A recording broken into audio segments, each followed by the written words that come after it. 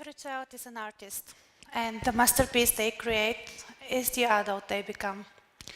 This idea reminds me of Picasso, one of the most famous and successful artists of the 20th century, well known for experimenting with arts, techniques, and forms in creating arts. And in this, his story is quite similar to mine and also very much influenced by his own experiences and family. I was born in 1983 in Bulgaria, and I remember the childhood of mine as lean times in Bulgaria. Prices were up and the power was down, and we had to queue up to exchange the food stamps for whatever food was available in the store. Realizing that food is the last thing people would stop buying, my mother opened a small grocery store. Unfortunately, the business failed in less than 3 years because her empathy to people was bigger than her hunger for success.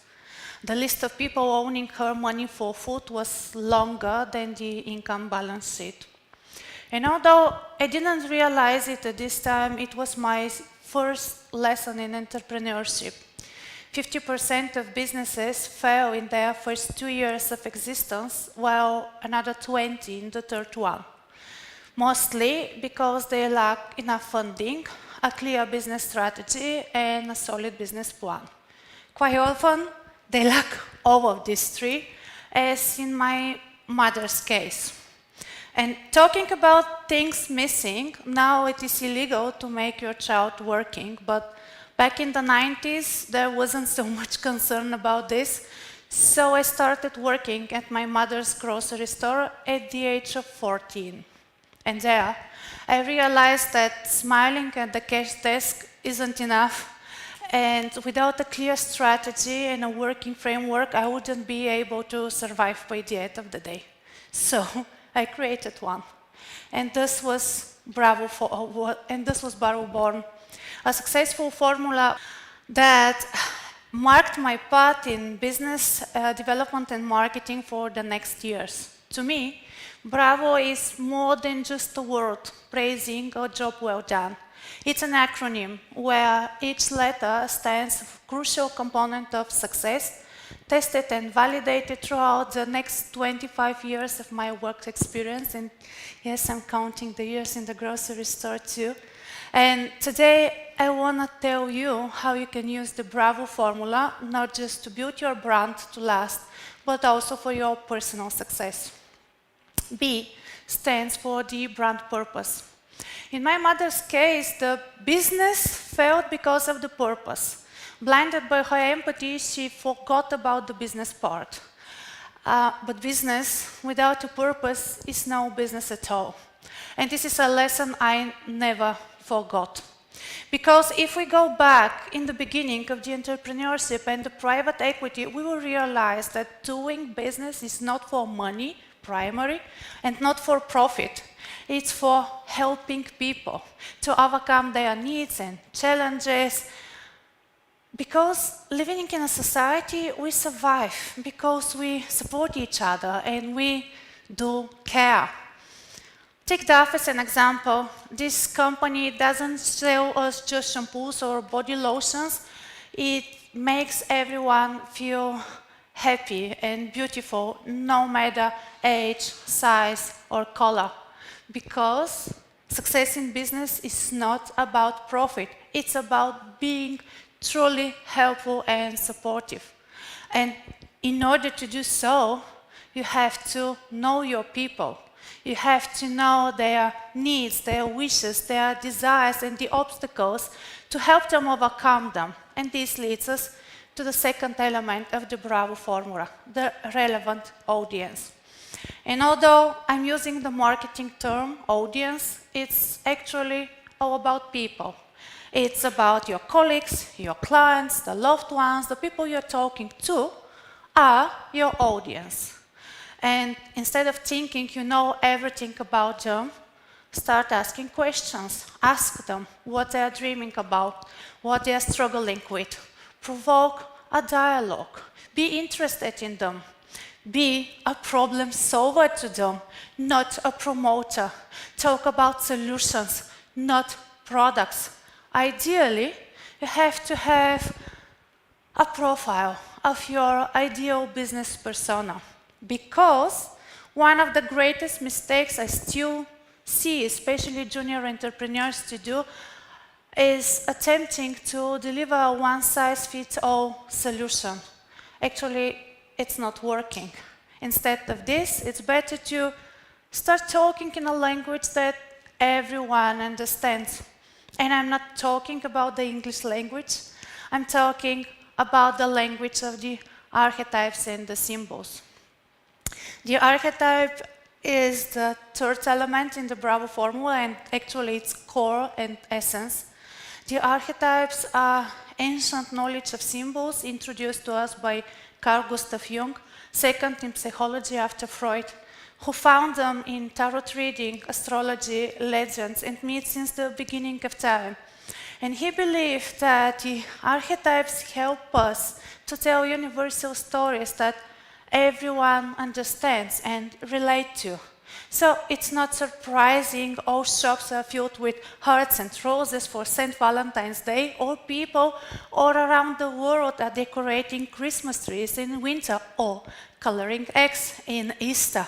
We relate to, we connect to, and we use the archetypes on a daily basis, whether we realize it or no. The archetype of the innocent in the life relates to our desire of happiness and harmony, same as the brands that introduced us the simplicity and the organic living. The archetype of the sage is about wisdom and knowledge, same as the media company that keep us informed. The explorer archetype makes us be interested, willing to travel and adventurous and looking for new hobbies or new things in life, same as the brands that tell us stories about foreign cultures and foreign lands. When we struggle and meet problems, we connect to the outlaw archetype that helps us think outside of the box, or the magician who makes everything impossible to become possible, or the hero archetype, supporting us to overcome the obstacles with courage and inspiring us for a better life, as, let's say, the sport brands. In connections and when we communicate with others, we align with the archetype of the lover, that is all about passion, all about connection, all about deep emotions, same as the luxury brands that make us feel special, or the trickster that brings us joy and fun in life, or the regular guy representing our best friend, and the brands that brings us harmony and coziness. And last but not least, we innovate and lead, being connected with the archetypes of the caregiver. That's all about support and empathy. The ruler representing the traditions and the authority and the leadership, and the creator, making all ideas come into reality. So as we today, we discover the power of the archetypes, it's very important to highlight that the archetypes not just highlight and design the messages the brand sends to us, but they also mark the way we explore the world. They relate to our core desires and our niches and our values. Let's say you visit a website for the first time, or somebody on Tinder. You decide in less than 3 seconds either you'd like to proceed or no. And this is because the very first impression is very much influenced by the archetypes. As I said, they reflect our core desires, our values. And the brands that understand this and are able to utilize the archetypes are also able to tell stories without using words, to create logos, products, advertisements that align quite easily with us and make us be special, make us be engaged and intrigued in using their services and their products. And while the individuals aim to connect and to understand all 12 of the archetypes, and for having a prosperous life, it's better to utilize them on a daily basis. The brands should stick to 1 up to 3 of the archetypes to maintain a sustainable and clear message. And from the universal stories and talking to everyone in a language that's easy to be understood, true to my Libra side and looking for a balance, the 4th element in Bravo method is dedicated to the individual, to the person, to the unique value proposition. And because this concept is at the heart of the personal identity and the brand strategy, I wanted to ensure that you grasp its essence. So now I ask you to close your eyes for just a minute to dive deep into yourself and ask the question, what makes you unique? What makes you special? What makes you valuable for people in your life in terms of time, money, and effort? What's your superpower? What's your talent? How you'd like people to perceive you? If you can't answer these questions, you can keep trying, but after the event, because I need your attention right now. Because if you are persistent and keep asking this question, within time you will realize that it helps you boost your creativity. Being creative doesn't mean you have to work more or do more. It means you have to think differently. And if you're persistent and keep asking the question, how I can make this easier, cheaper, better, or faster for people in your life mainly, within time you'll start seeing opportunities and solutions to problems that the other only saw challenges. And this to me is the first step towards making meaningful changes both in your personal life and business. Because building a business is like preparing for a marathon.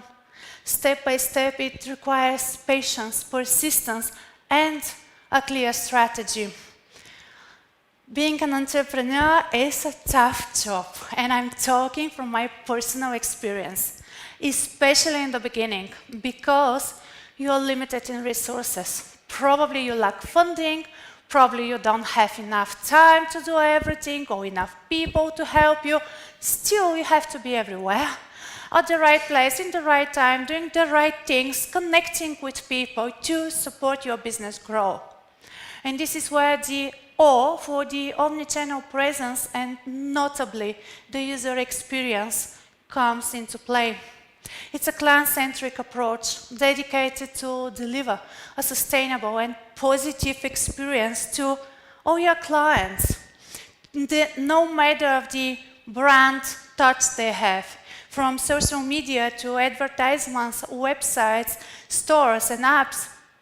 The whole user journey is well thought out and well planned to support people not just enjoy your brand, but to know it better and to fall in love. To me, brands that are consistent, both in actions and words, are built to last. Because in a competitive market where all the alternatives are just a click away, user experience is what makes actually the difference. And the omnichannel strategy helps brands not just to be more sympathetic to the people, but to build a community of loyal ambassadors willing to support their success and willing to support their growth. And from what I have learned, there are two types of entrepreneurs: those who don't make it and fail, and others who are persistent, keep doing it, and become serial entrepreneurs. So never give up. And if you stick to these rules and follow the 5 principles of Bravo, which, let's summarize, success in business and life is not about profit or money. It's for truly having a positive impact on people's lives. To do so, you have to know your audience and you have to deliver a message that relates to their needs and their desires. Instead of attempting to deliver one-size-fits-all solution, better stay focused on speaking in a language that everyone understands. Consider yourself as an asset and start thinking how you can save people time, money, or effort and be sustainable, both in actions and words, and think about the user experience you deliver, not just in business, but also in your personal life and for the people in your life. And if you do so, you'll be able not just to build a brand, personal or business, you will build a love brand that captures people's hearts and minds.